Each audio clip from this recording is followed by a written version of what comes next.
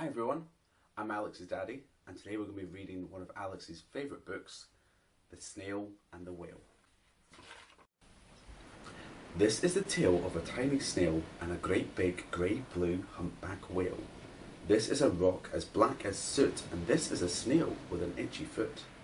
The sea snail slithered all over the rock and gazed at the sea and the ships on the dock, and as she gazed she sniffed and sighed, "The sea is deep and the world is wide. How I long to sail," said the tiny snail. These are the other snails in the flock, who all stick tight to the smooth black rock, and said to the snail with the itchy foot, "Be quiet, don't wiggle, sit still, stay put." But the tiny sea snail sighed and sniffed, then cried, "I've got it, I'll hitch a lift."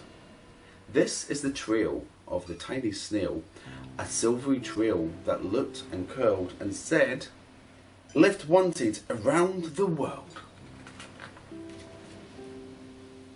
This is the whale who came one night when the tide was high and the stars were bright, a humpback whale immensely long, who sang to the snail a wonderful song of shimmering ice and coral caves and shooting stars and enormous waves. And this is the tale of the humpback whale. He held it out of the starlit sea and said to the snail, "Come sail with me." This is the sea, so wild and free, that carried the whale and the snail on his tail to towering icebergs and far-off lands, the fiery mountains and the golden sands. These are the waves that arched and crashed, that foamed and frolicked and sprayed and splashed the tiny snail on the tail of the whale. These are the caves beneath the waves, where stripy fish with feathery fins and sharks with hideous toothy grins swam round the whale and the snail on his tail. This is the sky, so vast and high, sometimes sunny and blue and warm, sometimes filled with thunderstorm, with zigzag lightning flashing and frightening the tiny snail on the tail of the whale. And she gazed at the sky, the sea, the land, the waves and the caves and the golden sand. She gazed and gazed, amazed by it all, and she said to the whale, "I feel so small." But then came the day the whale lost his way. These are the speedboats running a race, zigging and zooming all over the place, upsetting the whale with their ear-splitting roar, making him swim too close to the shore. This is the tide, slipping away. And this is the whale, lying beached in a bay. "Quick, off the sand, back to the sea," cried the snail. "I can't move on the land, I'm too big," moaned the whale. The snail felt helpless and terribly small. Then, "I've got it," she cried, and started to crawl. "I must not fail," said the tiny snail.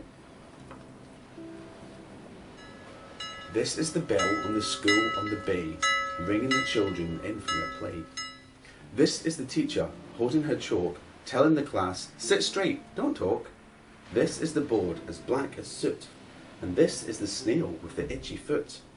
"A snail! A snail!" The teacher turns pale. "Look," say the children, "it's leaving a trail."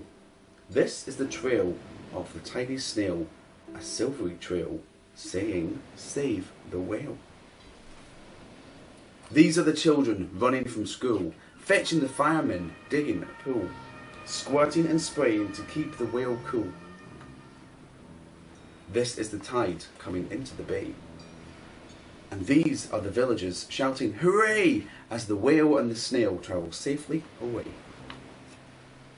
Back to the dock and the flock on the rock, who said, "How time's flown, and haven't you grown?"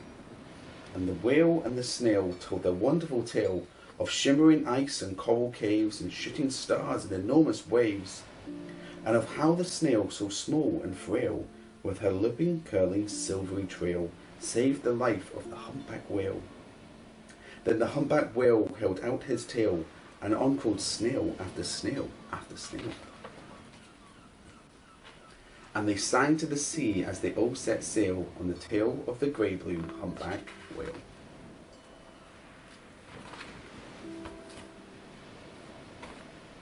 Hope you enjoyed the story. Thanks for listening, everyone. Bye bye.